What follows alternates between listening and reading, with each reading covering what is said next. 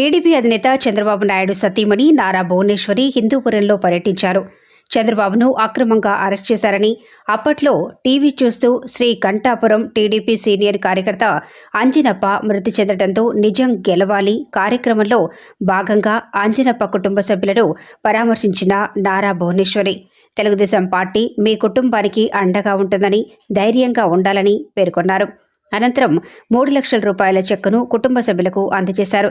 ఈ కార్యక్రమంలో తెలుగుదేశం పార్టీ నాయకులు, కార్యకర్తలు, అభిమానులు, మహిళలు పెద్ద సంఖ్యలో పాల్గొన్నారు.